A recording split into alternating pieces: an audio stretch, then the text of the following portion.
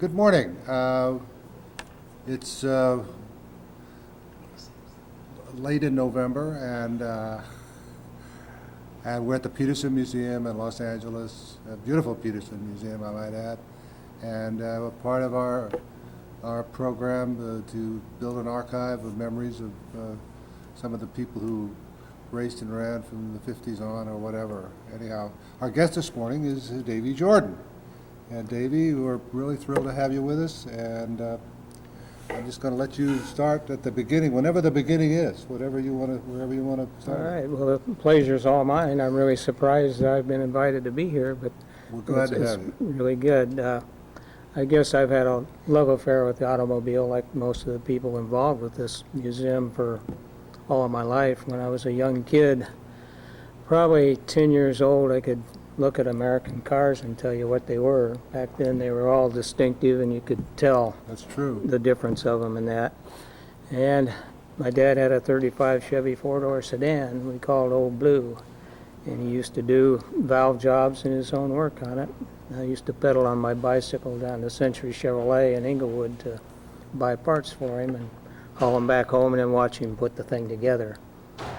But anyway, my involvement with sports cars really didn't start there. It started with reading Hot Rod magazine and drag racing. I read an article in Hot Rod on how to put a 265-inch V8 Chevy in a 40 Ford Coupe, Okay. and thought that might be some fun. So I got a hold of a coupe for about $75, and my dad helped me buy an engine out of a wrecking yard. And so I followed this article in Hot Rod to the letter and had the motor mounts built and got it in there, and it ran pretty good, but still had a column shift, so I wouldn't do. We had to go down and get a 39 Ford floor shift so we could Sure. shift it. And then the thing started breaking a few gears, but that was a good experience. I could get in there and get greasy and make the thing work. And I think it turned about 80 miles an hour and a quarter, which is nothing now, but No, but that was, now when was this? that would have been probably 57, thereabouts, Pretty fast. 56, something like that. Yeah, that's pretty fast. At about the same time, I was a sheet metal construction apprentice, and I started working with a fellow by the name of Joe Butler. And he had been going to the Cow Club races with a prominent driver, Ed Barker. Sure. He had a speedster, and so I got involved with cars that are not only go fast, but they could stop and turn left and right, and so on Right. and so forth. And I was really hooked on that. Eventually, Joe got tired of going to the races, and I kind of took over as Ed's helper and joined a sports car club called Pacific Sports Car Club in Redondo Beach. Uh-huh.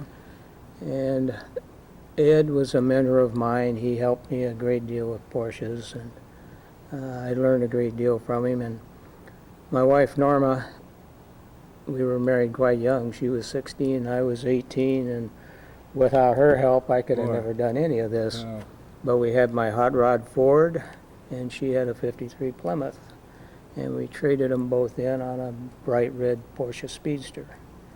And we had a one-year-old daughter, and it had a little jump seat in the back, so that was That's right. perfect. Yeah. So, Well, that was a pretty ballsy move. well, when you're young, you do a lot Yeah. of things that probably Yeah. don't make a lot of sense. I probably drove my parents crazy. But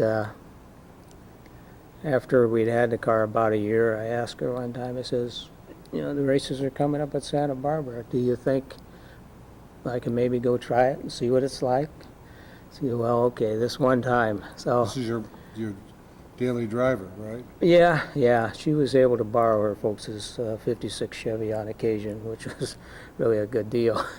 But so we went to Santa Barbara, and that was, I think, a time when you were probably president of the Cow Club, very close in that time. And Santa Barbara used to have close to 500 entries, as I recall. We had a lot, I know. And so with so many entries, you were able to have your own novice race, which I fed into a novice category. And so in our first race, we finished second.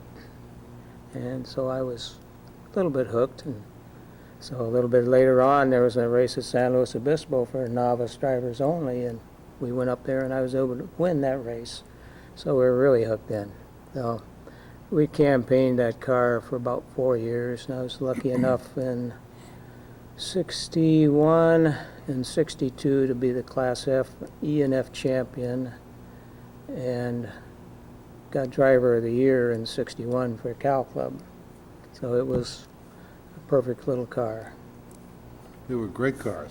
Yeah. They really were. The Speedster was fabulous.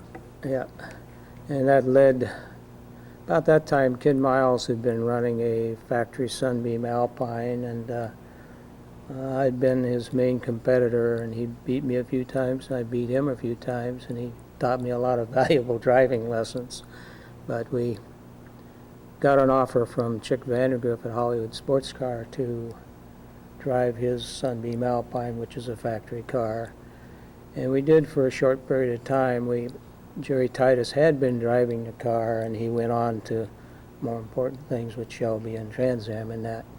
But, and we campaigned the Alpine until the money started running out. I think Roots was putting money into their Tiger, and quite honestly, the Alpine deal wasn't as successful as they had hoped, because Porsche Speedsters were hard to beat, and I didn't have the success with the car that Ken did. In fact, I'd had a lot of good luck, good fortune mechanically. We hadn't had any problems with the Porsche, and I uncovered some bugs that we were finding in the Alpine, so our finishing record wasn't good, and we wound up third in E-production, I think it was, in 1963 with that car. Sideline to the Roots thing was Jerry Titus was Sports Car Graphics technical editor at the time and had very good connection with Roots. And they had a little car called a Sunbeam Imp that they were trying to bring into the States and make a big splash with it. And they had a couple of East Coast engineers drive it from New York to Los Angeles, and they had done that thing in about 50 hours.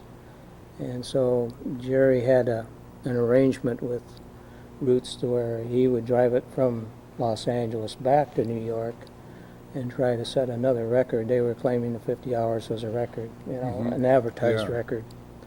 And so Jerry asked me to drive the car with him, which they were going to pay us $250, which is a lot of money back then. Boy. So anyway, that's what we did. And we left West Covina and drove to the Holland Tunnel. And this little car had a great big gas tank in it. You could go for hours and without stopping. And Jerry's wife cooked us a big ham, sliced it all up, and put it in the back seat. It was a little two-door car. And the car was made that it had a throttle. There was a little arm, and you could just put it down, and it would stay on. So what we did when we changed drivers, we wouldn't stop. The guy that was driving would scoot over into the passenger side because we had the throttle on and steer the car like this with his left hand, and the guy that had been sleeping in the back, he would climb over the seat, get into the front, and get it going again, and then he'd climb back into the back seat. That was okay until we were in Texas, and I was driving, and Jerry was asleep in the back, and it was November, and it was cold, and the car was starting to run hot, and the heater wasn't working, and Jerry woke up and he says, "Damn, it's cold in here. What's going on?" I explained. I couldn't figure out what was wrong, and he knew right away what was wrong. The fan belt was loose, and the engine wasn't pumping enough water, and the heater wasn't working, so he got out and adjusted that, and away we went. Anyway, in the end deal, we went in 46 hours and 45 minutes is what we did from West Covina to the Holland Tunnel. And if I'm not mistaken, I think that was what really began that Cannonball Run, which was kind of in vogue for a while in the 70s until it kind of got out of hand. But so that was kind of an offshoot of the Sunbeam thing. Yeah. I like long distance stuff, but that's really, that's kind of a little on the extreme. Yeah, Jerry was approached to go from Los Angeles to Anchorage, and he said, no, thank you. No, yeah, I could understand. Yeah, he had other fish to fry, and he I'm wrote, surprised the little car held up that well. it did really good. You know, it had Was it a little four-banger? yeah, it was a rear-engine four-banger, I don't think inline I ever four. saw that car. Yeah, it was very boxy. It looked a lot like a Renault Dolphin at the Yeah. time, only it was a two-door. Okay. And I think it was 1,000 cc's. It would, Well, you just have to keep it on the floor. oh yeah, it was just wide open all the time. So we hit a Probably little. 40 miles, 50 miles to the gallon. And, I'm sure it did. Yeah. I don't recall what it did. yeah.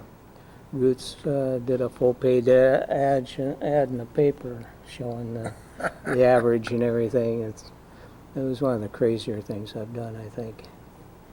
It was amazing we got through that. Anyway, after the Roots thing kind of fell apart for me, I was out unemployed racing driver. And Pollack had Jay Hills driving his Spider at the time, and they had kind of come to loggerheads, and Voshek asked me to drive his Spider, which the next race was Del Mar, and went down there. Like in the old days, as you would know, you didn't really get a chance to go practice or anything. You just went to the Showed track, up. and that was it. Yeah. Yeah. And we got down there and found out that it was like a big speedster, a fast speedster. It handled similar, had a lot of similar characteristics. Porsche engine worked good, gearbox worked good. And so the end result was we barely got beat on Saturday by Frank Moniz with a Lotus 23, which is the current hot tip car Yeah. at that time. And well, Voshek and I, we had probably 6 months of good racing together at that point in time, and we had enough points to go to the year-end thing, and I wanted him to do some work on the car to make it more competitive with some of the later stuff, like the Lotus 23, because we really couldn't beat a 23 that was well driven. And we kind of got in a little argument about it, and I found out about ultimatums. I told Voshek, I says, if we don't get the car better than it is, I don't want to drive it. He said, goodbye, Davey. So I was, Yeah, it was kind of a hard one. Yeah. so I was out of there. But I was lucky again because Auto Zipper, Ken Miles was spending more and more time with Shelby stuff, and Otto had his Dolphin Porsche, and I had enough points to go to the first runoffs at Riverside, and so Otto offered me that, which we wound up second in Class E modified with that car. So, Yeah. Otto was a good competitor. oh yeah, he was a very good person. Yeah, I liked him. And the Dolphin thing led to the next year with a 904 with Scooter Patrick. Otto invited me to drive a scooter at Sebring, and we had a good run there. It was the year with the big rainstorm and everything, and we floated through that deal, and How do you like Sebring? I loved it. Yeah, it was Yeah. fun. I enjoyed it. Yep, I loved it. Did you drive at night? Did you do the night thing? Yep, yep. I didn't that particular time, but later on I eventually did some of the night driving there. But we wound up 10th overall and 3rd in class. That's pretty good. Yeah, it was good for us. The Europeans showed us a little bit about what driving, I think, is really where it boiled down to. Yeah. And Well, most of them had a lot more experience than we did. right. They were running constantly. Yeah, different attitude too. I learned a lot by watching Europeans come over here, and it was another attitude that I didn't see so much here in sports car racing. But that ended up working into a good deal. Otto ended up with 2 904s for the regular season, and we ran in the U.S. RRC Manufacturers Championship, and we went and ran the West Coast races, and Scooter and I were first and second in all the races. Scooter was first and I was second, and we were right there with the Cobras too. Scooter was fast enough that he could split the first and second place Cobras and put the 904 right in there. And I was usually fourth or Now, the around there. 904 Tell me, did that have the flat six in it, or? No, these were the flat four. It was probably the last evolution of the four-cam four-cylinder that they had. It had plain bearing crankshaft, and it was 2 liters, bigger than. 2 liter. What did what do you think it put out? I think they advertised them 180 din, something like that. It was. That's pretty good. Yeah, it was for 2-liter GT type car. Yeah. It was very good. It was the class act at that time. Later on, we got to Sebring the following year. Otto had upped for the Carrera 6, and Don Wester was going to be Scooter's co-driver in that, and they invited me to co-drive with Briggs Cunningham and John Fitch in Cunningham's 904. I didn't know you did that. Yep, very few people do. Yeah, it's one of those things that, in fact, even a lot of the books don't list me as a driver in there, but I was there. You were there. And So you drove what for Cunningham? it was a 904. Okay. Yep, it was a 904. We were in GT class and competed against a factory. They had a team of 3 cars there, and being I felt like I was kind of sacked by Otto because Don was taking what I felt was kind of like my seat. I guess I had something to prove. And Otto said I could use 7,400 for qualifying, which we did, and so the car out-qualified the factory cars by about 1.5 seconds, which was, that was a big course, 5.2 miles or something Yeah. like that, so it's not as much as it sounds, but I had really a good tow in qualifying from Foyt in one of the Fords. Oh, As luck would have it, he pulled out of the pits just as I was coming to make the tying lap, and we got onto the back straight, and he didn't stand on the Ford completely, and he went fast enough to where I could stay towed with him. And so we went down the back straightaway, a mile and whatever it was, yeah.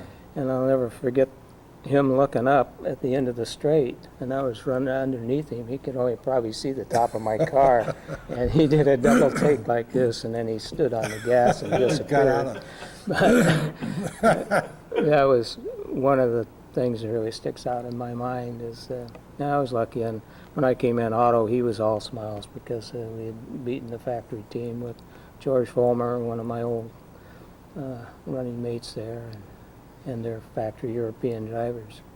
In the race, it didn't go so good.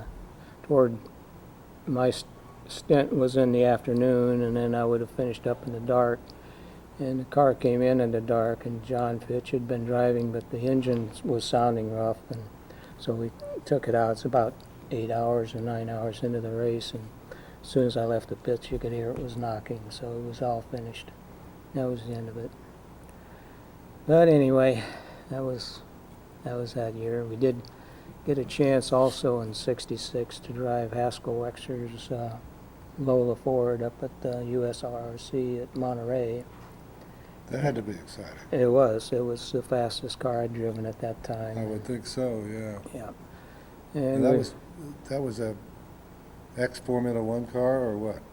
Can-Am car? What was that? it would be like a Can-Am car. It was a Lola T70, and it full-bodied. It would look similar to what Surtees was driving, although theirs were Chevrolet powered. Mm-hmm. Ours was a 289, but we hung on and wound up 4th overall with that. I think Charlie Hayes ran. ran. Yeah. No, it wasn't that bad. They were a nice handling car. Were they? Mm-hmm. Yep, very nice. That, But a lot of power. What, 500 horsepower or something like that? no, I don't think we No. did back in those days. I would imagine probably the Ford was 420, maybe something like that. That's a lot. Yeah, it was plenty for me. Because the that's car for didn't weigh sure. anything. Right. Yeah. The next year, another Vashek called me. Titus had been driving for him with his 911 and had won the national championship in '66. And Jerry was fully committed to Shelby in '67 for Trans Am, and told Vashek I should drive the 911 for Vashek, and we agreed to a thing, and so I did, and it was probably one of the best seasons I had had. 911 was the Class Act, a Class C production at that time. When was this? 1967. Oh, okay. I had a Mhm. '67 911. Did you? Yeah. Yeah. It was my first 911. I had a bunch of Porsches, but before that, but the '67 was the first 911, which just knocked me out. It was a fabulous car. Yeah, this was first year of the S, so this was a 911S, and it ran strong, and we were able to win the Pacific Coast Championship with it. Alan Johnson was second in a similar car, but Alan beat me back at Daytona in the runoffs. This was one of those bummer deals, but that's the way it was, and that was again, that was the end of me driving for Voshek for a while, because I had been negotiating. Ronnie Bucknam was doing some testing on the Toyota 2000 GT, and that was for Shelby Racing, and Ronnie was a good friend of mine, and so he talked to them, and so they gave me a test in the car, and so I'd signed a contract to drive the Toyota 2000 for Shelby in '68, and so I left Voshek to go do that. It was a paying job too, where I'm curious. Pardon me. I've never heard any numbers, but I'm just curious. What kind of money was there? Was it serious money? not serious. It would be laughable by today's standards, but it was. I was really happy to be getting it because I'd have done it for free. But Shelby's deal was you get your expenses and everything, and $400 a race, which was not bad for club racing. The year before with Voshek, Von Neumann, I think, was kind of pressured into paying contingency money because all the English guys were doing it, Triumph and BMC. Uh-huh. And so for first place in a C production race in '67, you would get 300, and for a second place you'd get 200, and third place 100. So Porsche was also paying a little bit, but it wasn't guaranteed. You had to go out and earn it. The Shelby deal, they were going to run two cars, and my old co-driver Scooter Patrick was my teammate again. And for the life of me, I can never beat that guy. I probably only beat him one time, fair and square, and that was in the rain at Riverside in the Toyota.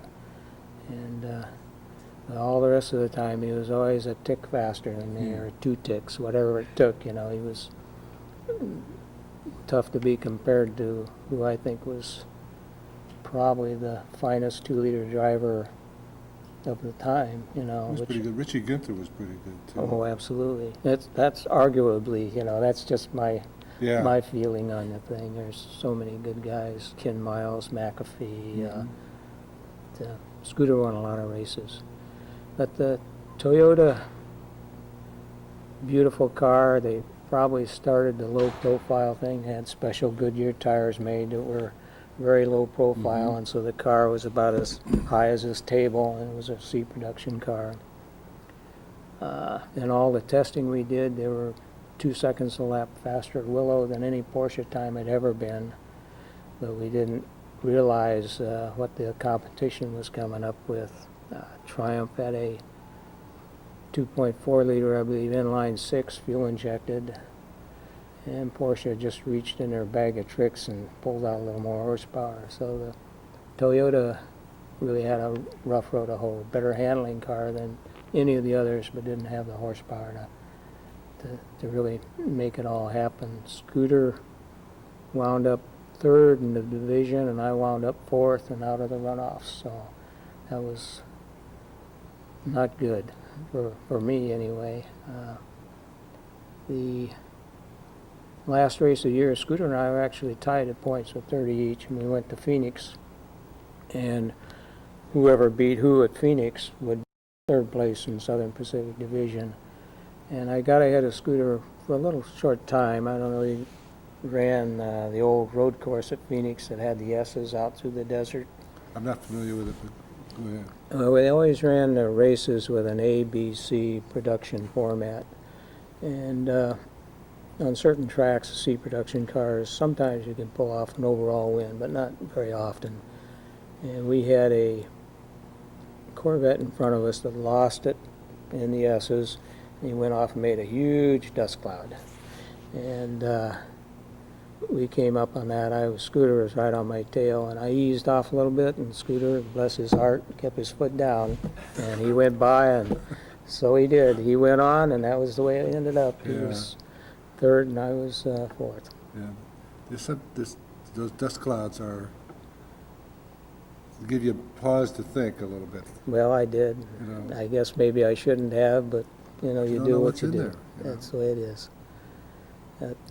Anyway, that was kind of how my 68 season was going. We also ran in 68. Scooter and I co-drove a Lola T70. Yeah, let's back up a little bit.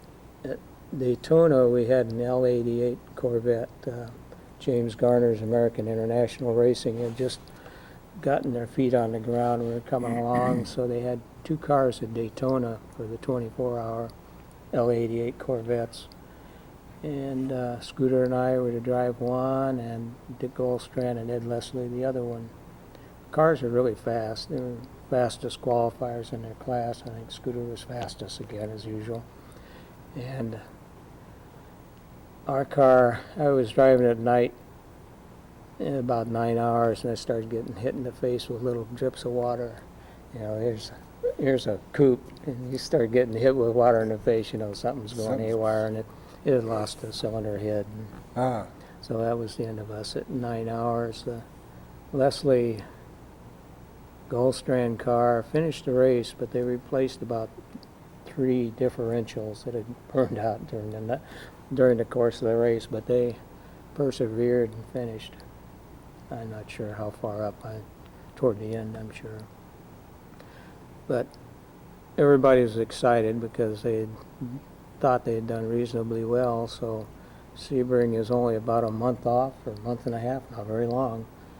They got 2 Lola coupes with Chevrolets, and one of them was straight from the factory, and Dick Goldstrand and his helpers went to Sebring and actually assembled the thing there. That was Scooter and my car. And then they hired Lothar Mochenbacher to co-drive with Ed Leslie because they felt that Goldstrand, he was one of the partners in AIR, and he was more important to be used as an authority and team manager than to be driving. And the second Lola was a converted streetcar that they'd made and got it all together. But Scooter and my Lola was really fast. Scooter set a qualifying lap record with it, and we led the race for probably a couple or 3 hours. And there again, when I was driving, I put the brakes on at the hairpin, and the left front hub carrier, the upright, just sucked the pin right out of it. And the car did a little of this in the hairpin, and front corner dropped down and had plenty of runoff room, so I didn't push anything real hard. It was going plenty straight and was controllable. And got down there, and I took the front end off the car, the whole thing come off, and the brake line, Aero-Quip brake line, was the only thing that was holding everything from destroying itself, and it was like a piano string. But we got it jacked, and we got the thing jacked up, and put the pin back in, tapped it back in, put the nose back on, drove it back to the pits, and they drove the hub carrier and put a pin in it and sent Scooter back out. And so we ran for another probably 7 hours or something like that until, 6 hours maybe, until the engine finally broke. But What would make a pin come out like that? I think it was maybe too loose. To The start? machine fit, Yeah. yeah.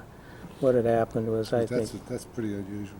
yeah, that hub carrier expanded, and I put the brakes on, and the nose went down, and that thing came up and sucked it right out. So, rather be lucky than good, you know. Yeah. It's one of those deals that would have happened somewhere at the wrong that one place, had and long you'd have a backs big for it, accident. yeah. Yeah, the hairpin, that was the best spot. Yep. But that's where you would get on the brakes the hardest, too. Yep. That was one of those things. The 69 I thought would be probably my best year because I had signed contracts to do Sebring, Daytona, and probably Le Mans with AIR, plus they had a Formula 5000 thing that they were putting together where Scooter, myself, and David Hobbs would be drivers using a Surtees TS5. And American Motors was going to be the engine supplier. We had all this in writing and everything. We actually had the cars and did a test at Riverside. The engines weren't ready yet, so we used a Chevrolet for the test. These were some of the very first TS5s that they had, and Scooter, what would it be, at Riverside, I think it was the left rear upright. They were a manufactured thing, and it twisted. Fabricated sheet metal steel upright, and it twisted. Mine hadn't done it yet, and we ran it a while longer, and pretty soon it did it. So there was a problem with those, and about the same time, American Motors decided that they weren't going to sponsor AIR and Formula 5000, so I was basically out of a job. And we did run Daytona and Sebring in '69 with the same Lola coupe we had the year before. And there were some very fast Porsches there. I think there were 907s or something, long tail cars. You get behind them on the bank and they were just like this all the time. Really? Yeah, they were really loose, but those guys were fearless, so it didn't matter, I guess. God.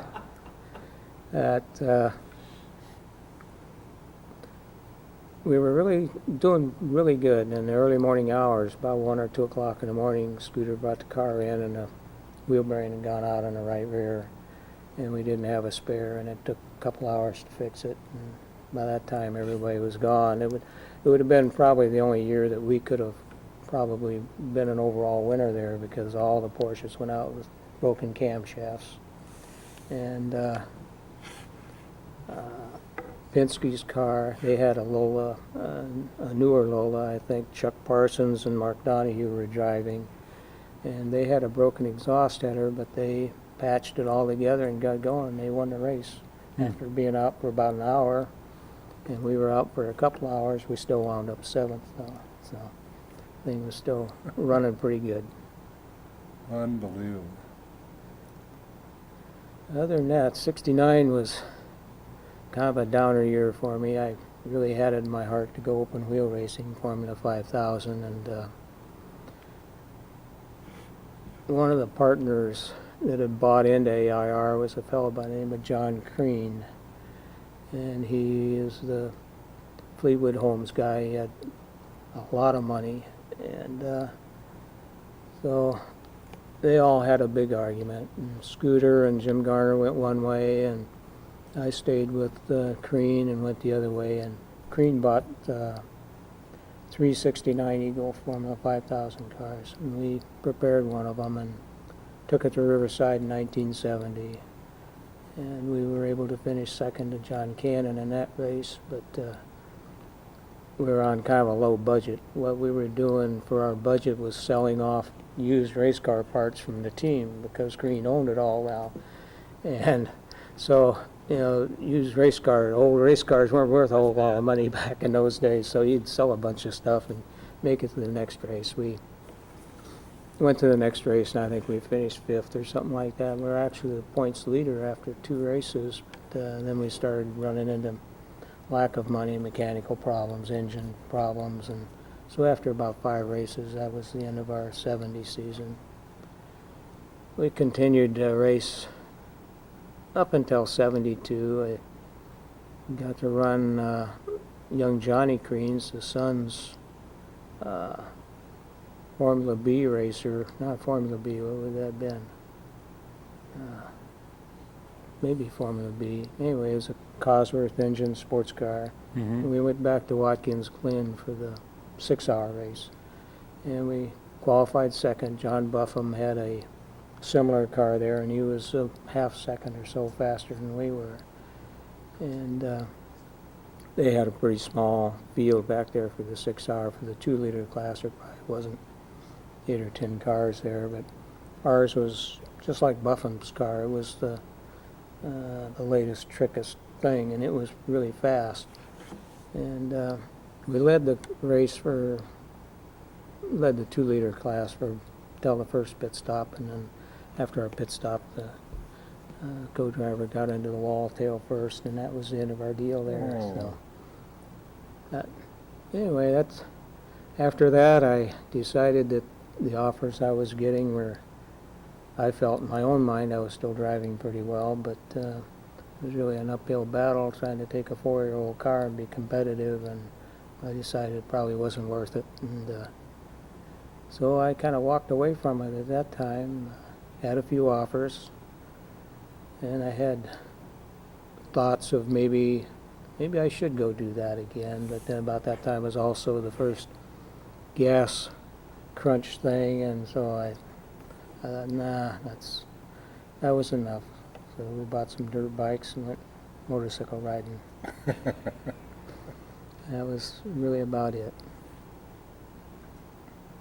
You like motorcycles? Yep, still riding do. them? Yeah, still do. Not nearly as, I still got my old 77 Yamaha TT 500, and it still gets my attention. It's not near as fast, but what I like about it is you can spin the tire about any time you want to in the Yeah. dirt with it. You don't have to be going fast. No. Anyway, that's a lot of fun. My son and grandson, they go out the desert, and they invite Gramps to go with them. We have a lot of fun. Yeah, bike. I had a couple. I had a Kawasaki and a Suzuki dirt bike, and it was fun. I enjoyed it a lot. Hmm. Got upside down a couple of times, trying to. Yeah, well, me too. I try not to do that. I've really been lucky. I've never really hurt myself on a bike. When I was running Pro Auto one time, I had an old Greaves way back when, and we used to go dirt bike riding, and I fell down, and the handlebar got me right in the rib. Well, the 904, to put it in reverse, you had to push it down as spring-loaded and then select reverse. I couldn't do it one-handed, but I couldn't tell auto. I had to put both hands over Oh, there really? with Yeah. the thing. Yeah, that was when we were running the US RRC, and they had a race over in Continental Divide, and went over there. Well, I had a lot of trouble with that. Plus the fact the brakes quit on the car. That was the longest 2.5 hours I ever spent in the car with no brakes, trying to get the brakes to work, and it was one of those weekends. But we soldiered on and still finished second in class, so it was okay, I guess. Fortunately, you don't need reverse too often in a. Yeah, I kept it going between the weeds the right direction, so I Yeah. didn't have to do that. So are you doing any? You mentioned you might be doing some vintage racing, or you were doing some. Well, I did, yeah. Actually, after I quit in '82, Voshek had a big show up at Monterey. It was a Uh-huh. Porsche weekend, Right. and I was there. yeah, he invited me to drive his 908, which I did. And we had a good time, and then I thought, boy, that's fun. Maybe I should do that. But my usual self, I didn't call anybody or keep in touch, so nothing ever happened until here. Oh, about a month ago, I met a fellow by the name of Wayne Baker who has a bunch of cars they run in HSR West, and he takes care of these cars, and he asked me if I wanted to be a guest driver. So I said, well, sure. And a fellow by the name of Ray Stewart up in Monterey owns one of the 1970 Richie Ginther 914-6s. And so they had an event at Phoenix, and they let me drive, and geez, I think I had more time in the car than the owner did. I couldn't believe it.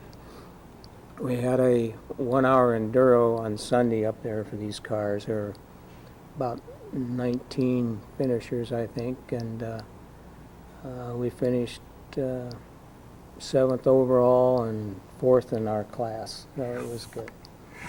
You're going back and driving a vintage car is pretty crazy because you forget, when you drove them originally, they were state of the art, Mm-hmm. and it was a lot of fun, and it was really exciting, and you were getting out of something that wasn't nearly as fast, your daily driver, and going into the supercar.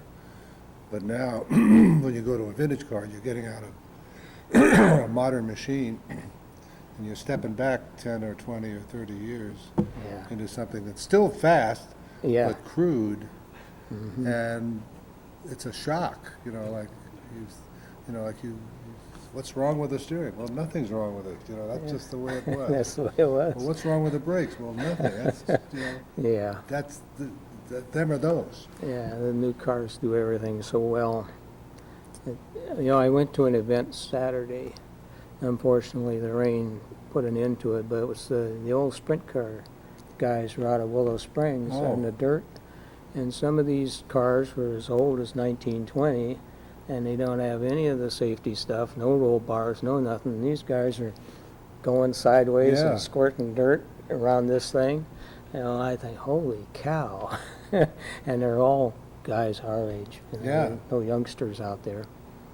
Yeah, I remember, I love to watch those cars, and watching the midgets on the dirt, you know, just Yep. come sweeping around, and there'd always be some guy who would take the high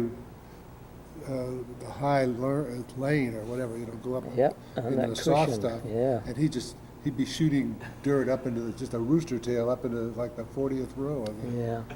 grandstand. Yeah, that's something that didn't appeal to me at the time because I wanted to go sports car Yeah. racing, and it's probably a good thing because I crashed my little Speedster a couple of times in my first 2 years. You know, it took me a while to figure out that maybe I should slow down in some spots.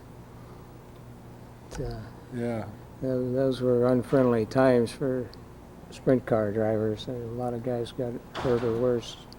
yeah, really, it's same as, and at Indy, you know, those machines, the car would go end over end or hit the wall, and then they'd have to replace 2 tires, but the Yeah. driver would be dead, you know. Right. Like, not like today's cars where they crumple and they Yeah. crash them at 200 miles an hour, and the cars are, you can pick it up in a, you know, put it Yeah. and throw it in the back of a pickup truck, but the driver's okay. Yeah. Big difference. Yeah. I think the whole racing thing for me, now that I look back on it a little bit, is most important thing was the people that I met along the way and lifelong family friends. You know, Charlie Gates was one of my toughest competitors in my very early days, and yet they became like second family. And we went motorcycling with them later. You know, his sons were all into District 37 AMA racing, and Chuck was a champion, dirt bike rider, 250 class. But so many people really have affected my life and the way I look at things, and it really broadened both my wife and I as far as what was going on around us. And, just a great mix of people. Well, that's kind of the reason for this whole thing that we're doing here today, is to, you know, the museum has a lot of cars, but they don't have these kind of memories of the people, and if 20 or 30 years from now some kid looks at a 907 on display down there and says, well, I wonder what kind of a guy drove that. Well, he can pull up this tape and listen to you and get a feeling about you know, what it was like back in 62 or 72. Yeah, you know, everybody talks about how dangerous the car were in the 60s. I didn't really think about that so much because I look back at what they were like in the 30s and 40s, the people that I saw, and I thought, holy cow, no seat belts, no roll Yeah. bars, no nothing. Right. And, Sitting, you know, yeah. clear out of the car. Yeah, so I thought they were really pretty safe as compared to what our predecessors had to deal with. Yeah. There was a fellow that used to race with us, Tom Chatfield, that was a mechanic, and he built a little tiny little low car. But Tom raced in the 1936 bobsled for the Olympic bobsled thing, and he was sitting up there in this bobsled, and a ski jumper walked over and was standing by the bobsled and looked down at him and says, "You guys are crazy."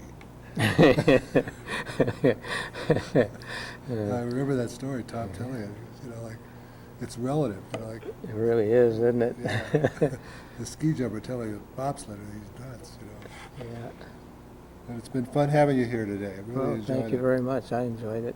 I hope I didn't ramble on too much. Oh, that's the name of the game here, is Ramble. But, Mhm. it's been good fun having you, Davey. Thank you. Thanks very much, folks.